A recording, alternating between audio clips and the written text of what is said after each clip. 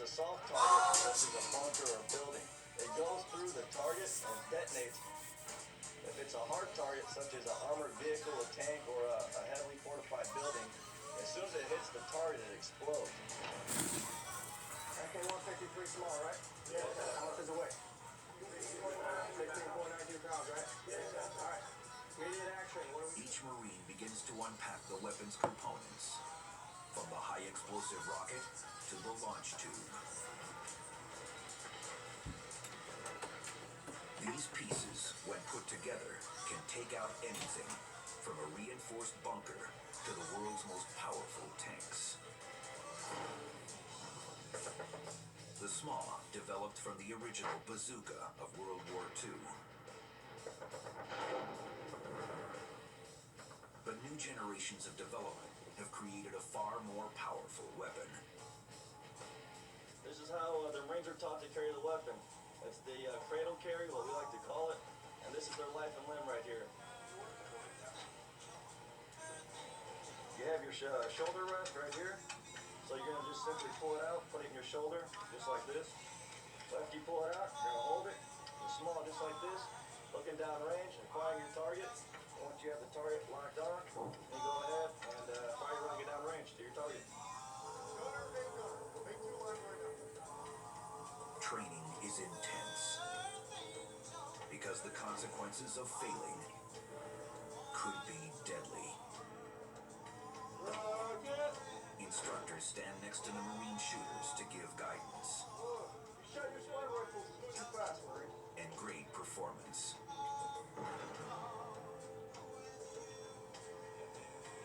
You just think about the training, what runs through my mind is all the steps. Okay, you gotta do this, you gotta do this, so that way I'm perfect when I get on the line, because I don't want to mess up.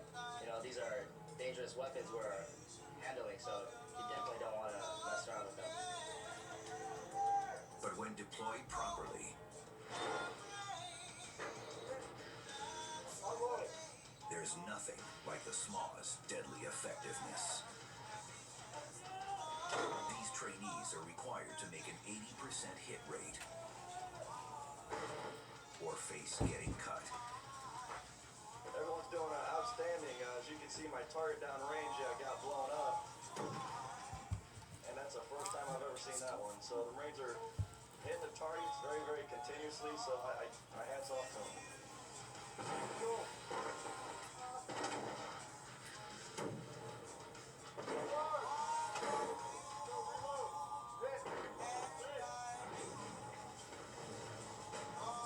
On another range nearby, the training takes on another aspect.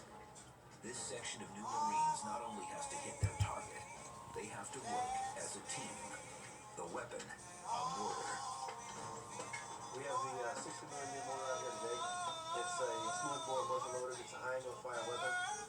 There's no rifling in the bore, so it's strictly straight up, straight down. And we actually have to have a high angle of fire. This one's smoky. So it comes down on top of targets. Since World War II, the 60mm mortar's mobility and explosive power have defended Marines in combat. And they're found on battlefields in Iraq and Afghanistan. At night,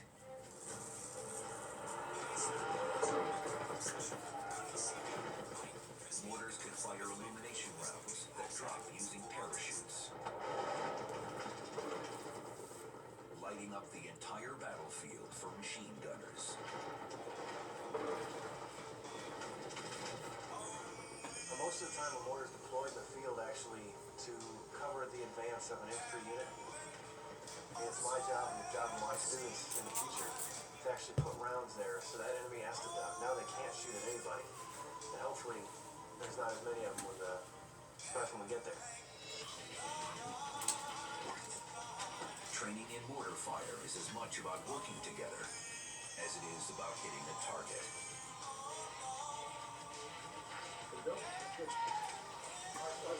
From the time you see an enemy, you have to get the gun set up as quickly as possible and get your sights on target. The faster you get it up, the faster you get on target, the faster you can fire. You can see them, rule of thumb is they can see you. So when you fire, then you need to get up and get out of dodge real fast. Otherwise, they might be coming to find you.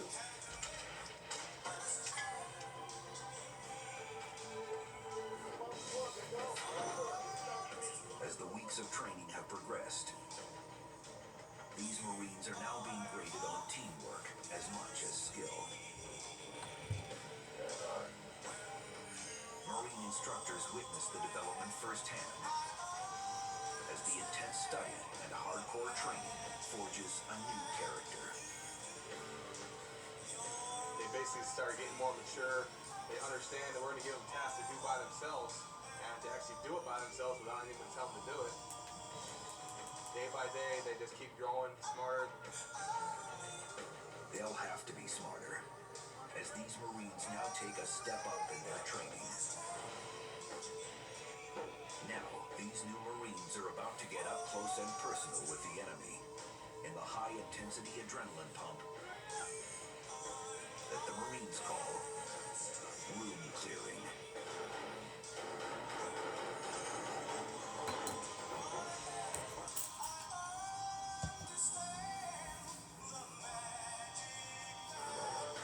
After 6 weeks at the School of Infantry, Marines have trained with powerful long-distance weapons, like the 50 cal and the shoulder-fired SMAW. But real combat is more intense and up close. Down, down, down, down. Every Marine is going to enter a house at some point during combat. In Afghanistan and Iraq, 90% of the combat that's coming through there is coming from a building or an area that they're going to have to go into clear. Here at a mock-up of a small village, the students of the School of Infantry face the intensity of urban That we warfare. will have to part each night Like in I actual ask combat, the stars they'll be fighting an above. unseen enemy.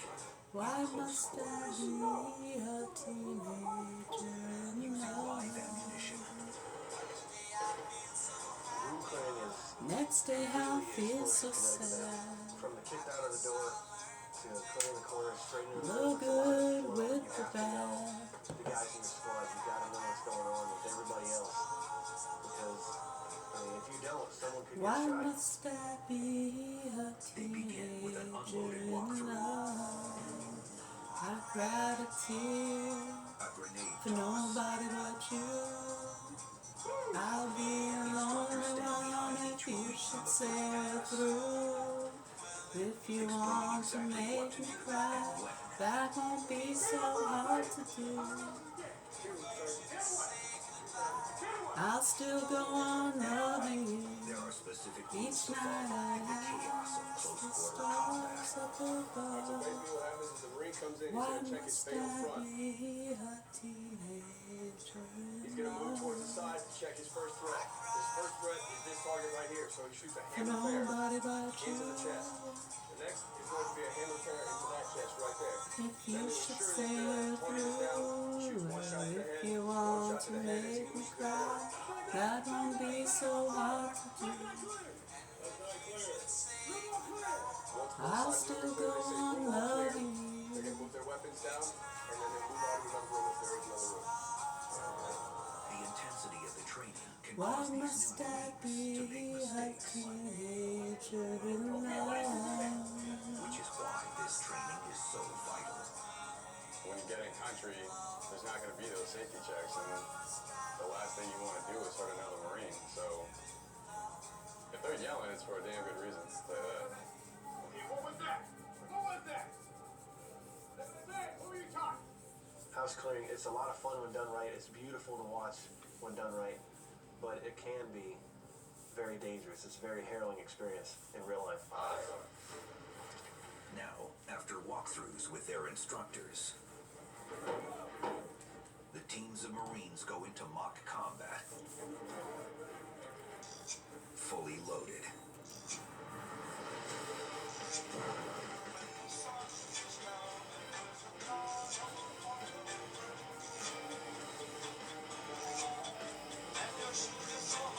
You wish you tired feet will follow through. Under the boardwalk, down by the sea. On a blanket with my baby, where I'll be. Smart green plastic. But these students and their instructors know that soon this scenario may be all too real. It's a sobering insight, not only for the new Marines, but for seasoned trainers. When we leave here, we'll go back out to the fleet. And a lot of these kids that we trained are now, now I'm the section leader for my squad. And I trained half those kids. The hot dogs and french fries, they say. Your life is in their hands. Down by the sea,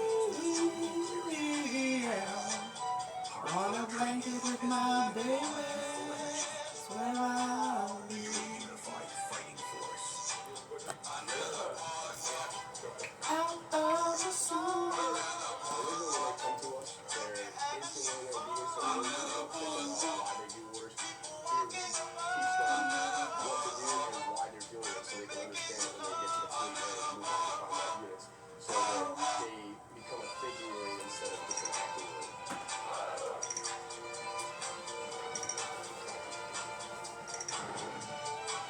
For some Marines, the stakes are about to get higher. Aboard an attack helicopter for a mission that demonstrates the awesome firepower of Marines in the air. On a blanket with my baby, that's where I'll be. Under the boardwalk, under the boardwalk, under the boardwalk, under the boardwalk.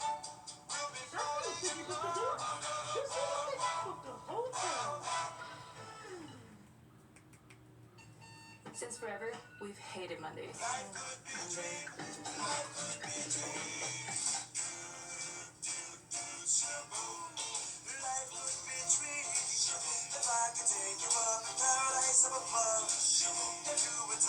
I'm the only one that you love.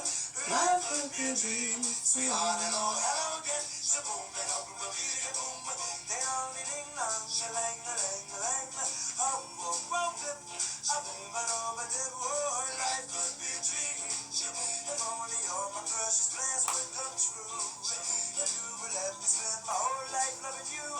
life would be a dream, sweetheart.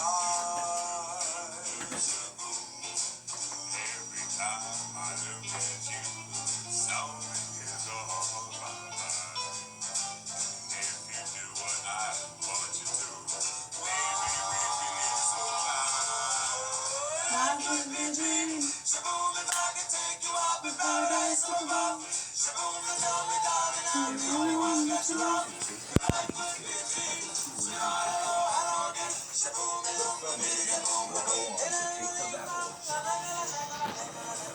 Into the air. For nearly 100 years, U.S. Marine aviators have been flying missions. From the days of biplanes to today's deadliest assault helicopters. We fight as a MAGTAF, a Marine Air Ground Task Force. So anytime we go to fight, there's a ground combat element, there's an aviation combat element, whether it's in contingency operations, whether it's disaster relief, or whether it's fighting full-scale combat operations in Afghanistan. The MAGTAF is really fundamental of our warfighting ethos as Marines.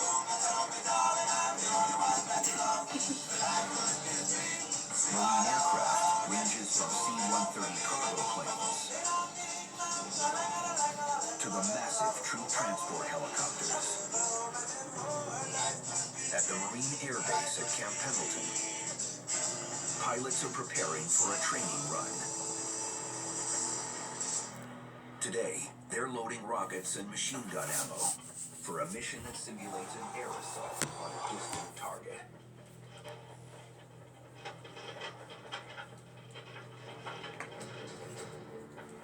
pilots have maneuvers to practice and weapons to master, just like the grunts on the ground. And the primary weapon platform of the Marine Air Assault Arsenal is the AH-1, the Cobra.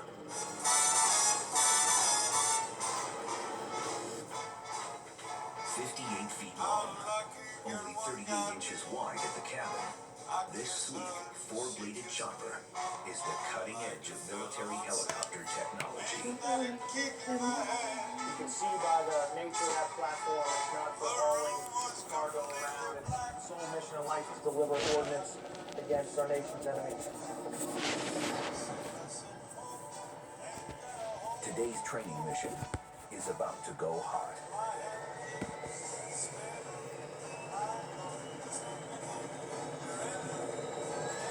The Cobra is designed to deliver massive firepower with brutal accuracy.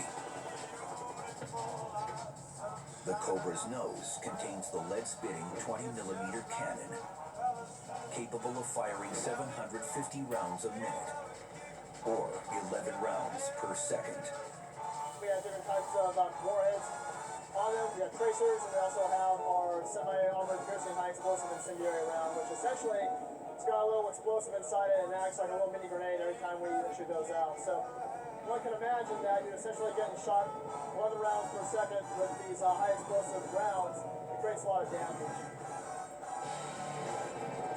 Outboard wings carry banks of high explosive Hydra rockets, fired at 1,500 miles per hour. Right now they're loading up some 2.75-inch HE rockets. They're loading 14 right now on the Zulu there. High explosive. They're going to go boom when they hit their target. I believe the catch rate is about 50 meters per rocket. It's pretty destructive.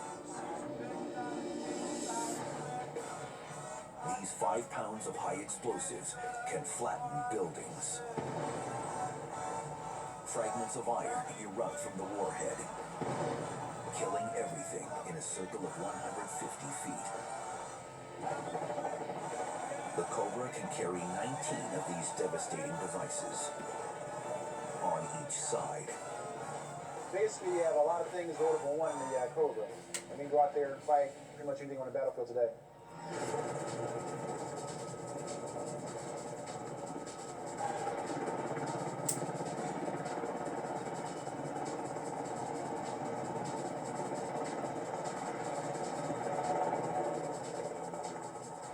Today, the Cobra's targets are empty shipping containers, painted red. Even these giant hulks present a small target from the air. And in real combat, the enemy inside these targets can shoot back.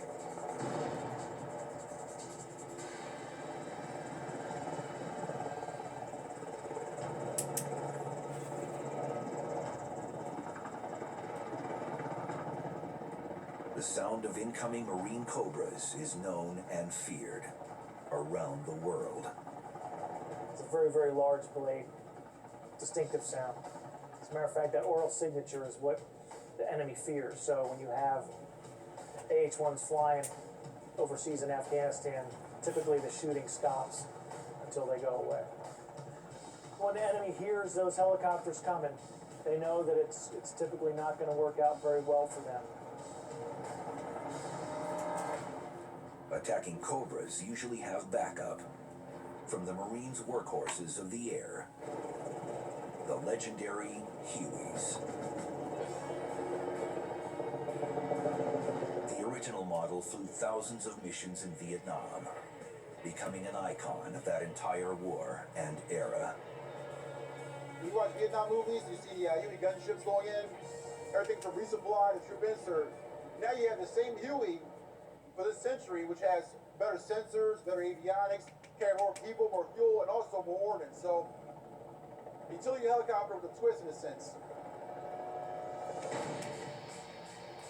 Hanging from one door, a Huey gunner can rain death from a 50 cal machine gun.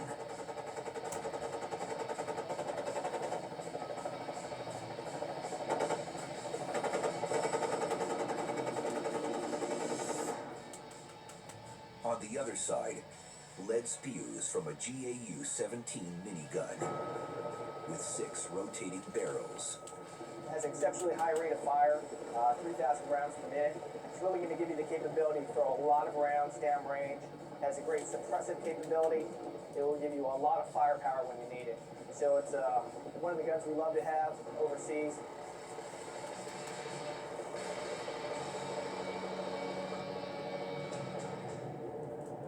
Together, Hueys and Cobras make up a brutally effective tactical unit.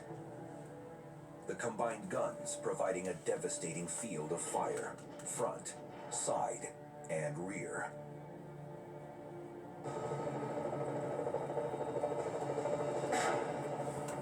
Whether practiced in Camp Pendleton or deployed on battlefields around the world, these air tactics are designed to work directly with the troops below. Our number one, our sole purpose in life, and every Marine aviator understands it, is to support that individual Marine on the ground. Our sole purpose is to ensure that when called upon, we're there to deliver accurate fire. Be a Marine pilot, again, you're a Marine first, an aviator second. So all of us who's riflemen fighting, I just happen to fight in the air. So those guys on the ground are getting hurt or getting shot, and we take a person because those are our brothers in arms down there. Now those brothers in arms are about to face their final exams as they prepare for the last steps that will put everything they've learned to the test. It's a high-stakes war game under combat conditions where the bullets are real.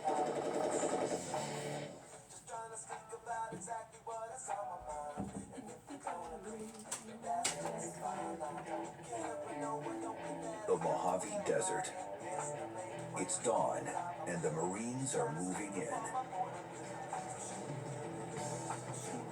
It's the most intense live-fire training these Marines will ever face. A dress rehearsal for war. The Marines call it Mojave Viper.